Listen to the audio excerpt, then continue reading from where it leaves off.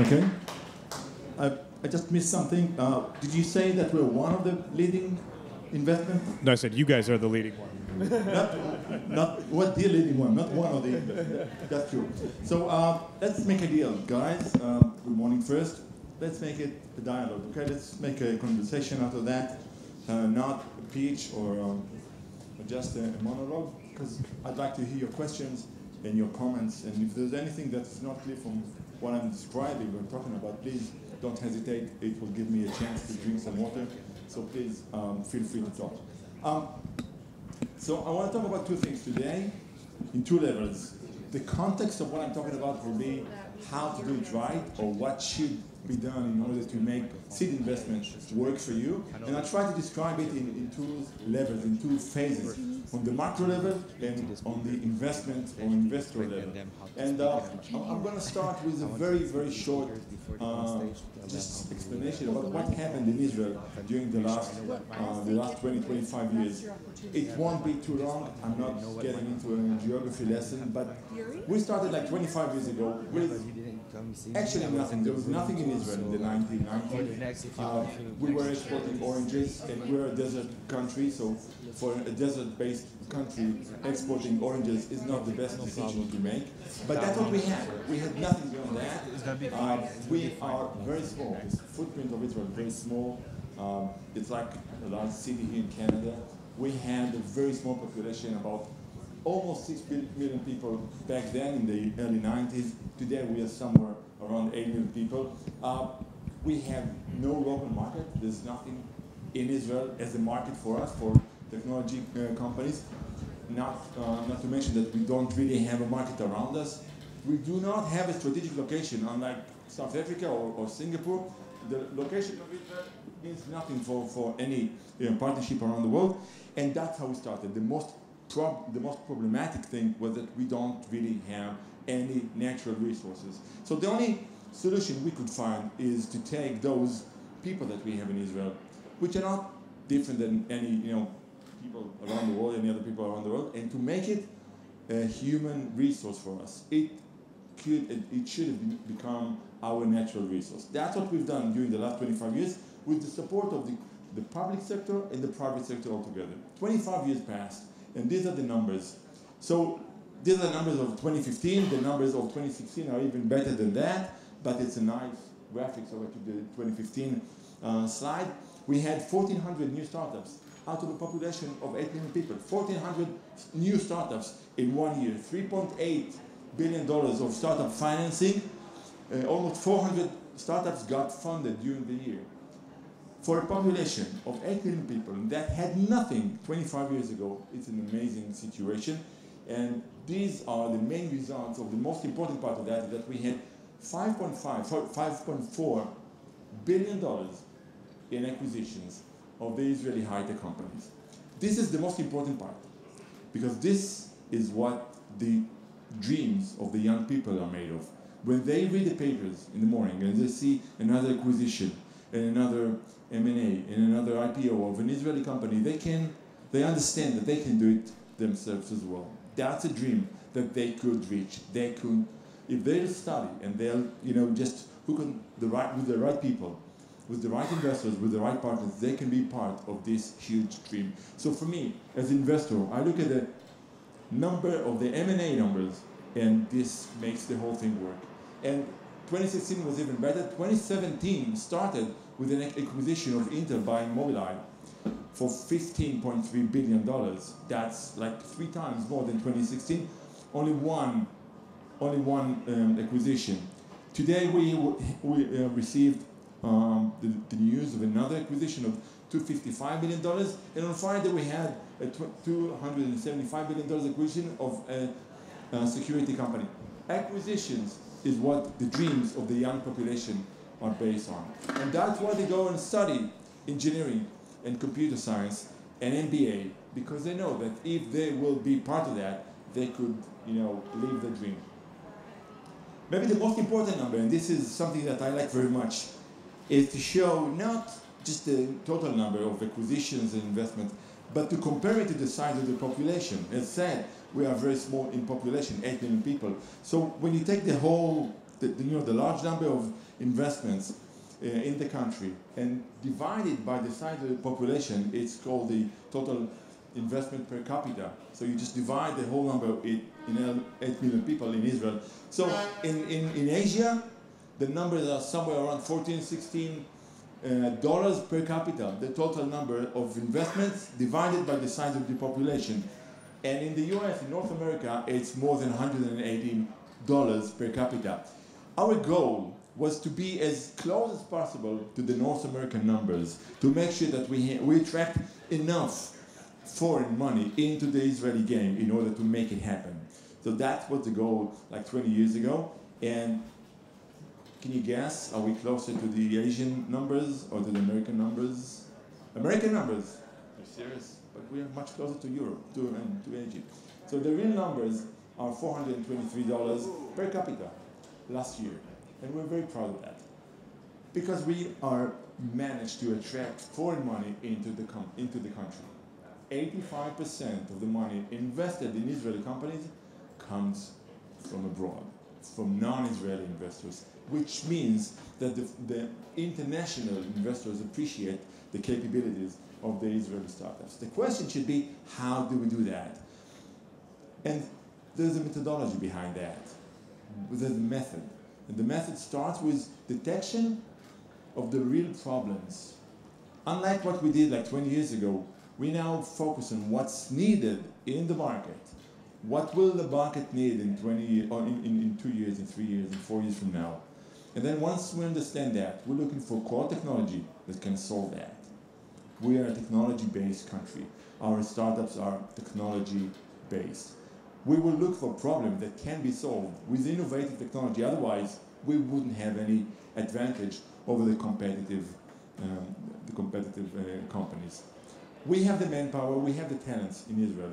We can raise money in Israel. So the combination of key technology, very innovative technology, disruptive technology, with the manpower and talent that we have in Israel is what makes it work. And we have the money for that. We build it around clusters. What we lack is a go-to-market platform. We're too small. We don't have market around us. The way we scale our portfolios, the way we scale our sales and marketing and business is only through partnerships. That's what we have. Partnerships is the best way for us to scale our companies and to open our companies to the international markets. So scale goes with partnerships and collaborations with the international, mainly with the multinational technology companies. We have 300 multinational technology companies centers in Israel. They have R&D centers in Israel. And from my perspective, and that's my personal opinion, the most influential factor in the market is the fact that we have so many multinational companies in Israel, and they open the market for us, the international market for us. That's the main issue.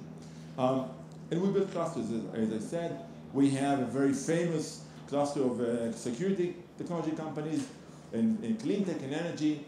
We now see the transportation and food tech booming. Please, thank you. I need those questions. I need to drink water, please. Now, did the multinationals come before the development of the clusters or afterwards? Yeah. I need longer questions. Yeah, actually both. Mainly, those R&D centers come from acquisitions. The typical structure would be that Google finds this company, they acquire them, and they not taking them out of the country, but they leave them in Tel Aviv and make them their R&D center. And these are the results. I'm not sure that you're familiar with that. These are the results. A research done by Telefonica and Startup Genome, a research company, studying 50,000 startups around the world, finding the best ecosystem for startups. You can see that Israel is located second after the US. The first 4 cities are American cities, and then comes Tel Aviv. Second best ecosystem for startups. Look at the 4th row on the 60 and the 17, 18, and 20. You see that North America is controlling this platform. The North American ecosystem is the best, and we are very proud of the fact that we can attract investors, good startups, talented people to come to Israel because they understand that this is where technology is based, and this is where one of the best ecosystems. Unlike in the 90s, companies are not looking to move to the US or move to the North American market. They understand that they have all they need in Israel, so they stay in Israel because they understand that there's a very good and very effective ecosystem there. So we are the time. We are a seed investment company. We have today just a bit more than 35 active companies in our portfolio, and we have a mixed structure of investments and incubation and acceleration. In Israel, the terms are a bit different than in North America, and I'll say a few words about that. And we are very proud to be awarded 3 times in the last 5 years as the best incubator in Israel. This award was given to us 3 times because of the results. They measure us. We have an office of a chief scientist in Israel. The government has an office of a chief scientist that is mainly pushing money into the market to bridge gaps in the market. So they measure us all the time. One of the things that they came up with is a measurement, kind of a KPI for investors. So the results of our team were the best in Israel 3 years out of 5. And the most important part is that we are based on partnerships with leading technology companies around the world. That's the way we take our companies to the market. We have a model. We started as just, straightforward seed investment group. That's what we wanted to do. We wanted to be the best seed investment group in Israel. But then came a problem. That's very risky. When you put money in seed investments, that's a huge risk. So the way we managed to overcome this problem is to become a partner, to get a license from the government to invest not only our money, not only our private money, but also the government money. So we hold a license of the government that they kind of subsidize my investments in a company up to 85%. I can get 85% of my investments, typically $500,000, a typical investment, seed stage investment. We very rarely do less than that. So out of those 500K, I can get as much as 85% from the government because the government understands that they want me. They want a very short list of investors in Israel. They want us in the game because they appreciate our results. They give me 85% and I own the equity. It's very generous from the government point of view, but from the market point of view, and that's how they look at things, they understand that that's the best way for them to put money into the market with management and the care of a very short list of 18 only investors in Israel. So that's how we tackle the first problem of the risk. Second problem is that there's a very low success rate of companies in seed stage. So why do we do that with that?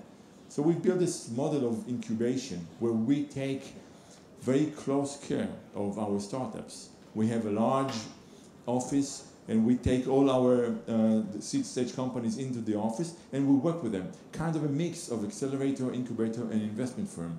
And we do that with many things that we provide to them, from strategic analysis and strategic planning to go-to-market planning and everything that they need. And that's my goal, to make sure that my team provide them with everything that they need in order to overcome the problems of a seed stage company.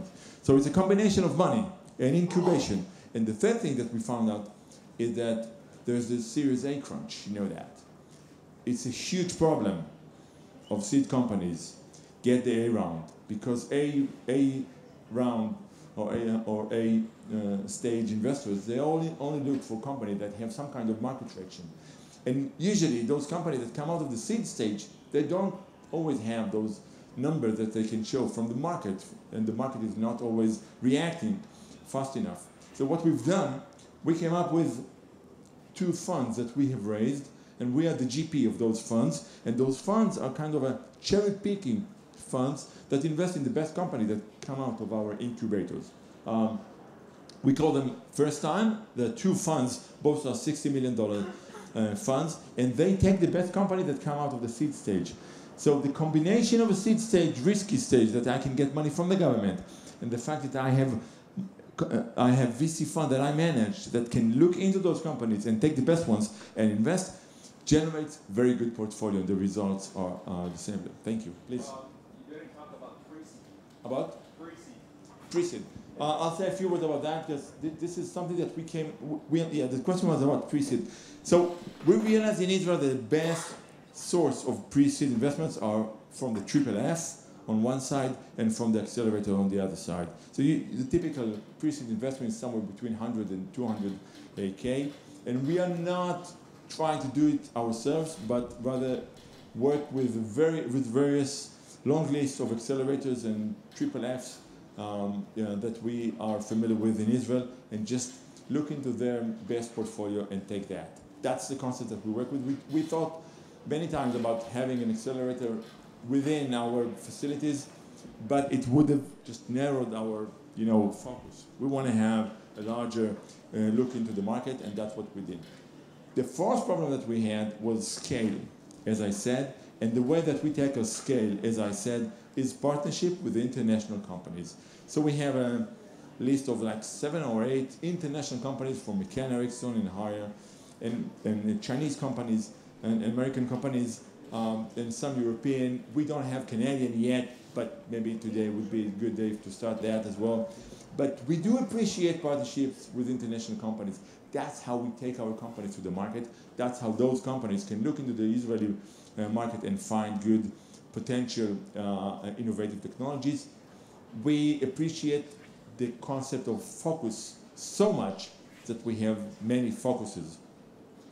So these are the many focuses that we have, but basically we are looking for very deep technology companies. We understand that deep technology is the most important differentiator, mainly for Israeli companies that usually starts with less money than the equivalent American company. So we start with looking for the most disruptive technology companies.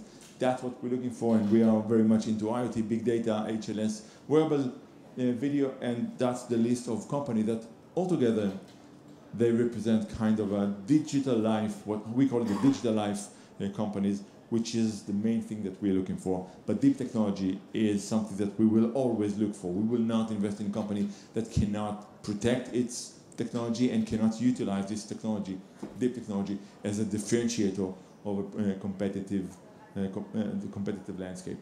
We work with all kinds of analysis platforms just to make sure that we always invest in companies that will have edge in the market 2 years from now or 3 years from now, not things that the market is looking today. So this is only one of the tools that I'm using, the Gartner Hype Cycle. I'm sure that you're familiar with that. And the last thing that I want to show you is the fact that we scout for companies, just like I described the importance of the international collaboration that we have. So scouting became very big in Israel in the last 2 years. So many companies are now having scouting platforms in Israel, just scouting for opportunities, mainly technology opportunities, but also collaboration of business opportunities. So this is something that is becoming very big. Scouting platforms usually work with various different VCs and accelerators and looking for the next opportunities for the market of their parent company.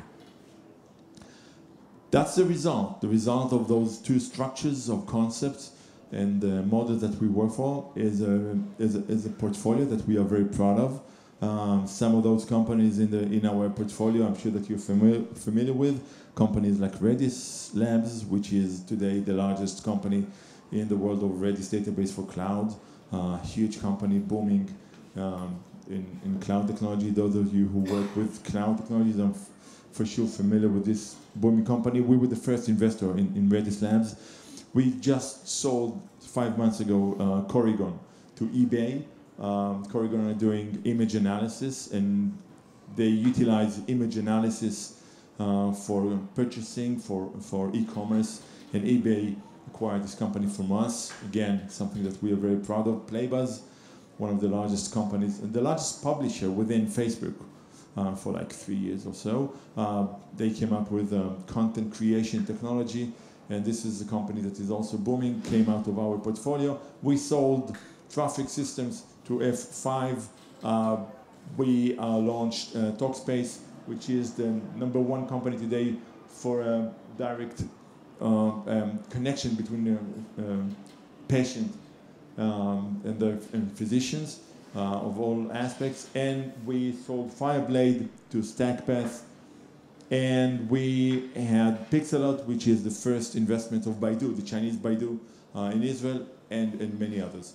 So these are just a few examples of the portfolio. And I'm showing those examples of the portfolio just to show that it works. It took us some time. We are on the road since 2009. It took us some time to understand how the structure should look like, how the model should look like, but we build it step after step, starting with the different structures within the group, and then started collaborating with the international companies, and that's the result.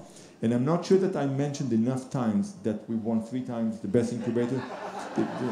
So we have this slide just to remind it to me to say it again. And now comes the most important part of this presentation, which is this slide. That's my email address, and you're very welcome to use this address for any comment, questions, or anything else. It's very simple. Uri, thetime, COIL. I still have 1 minute and 11 seconds. Any questions? Comments? So utilize or use my email. And thanks very much. Have a good day.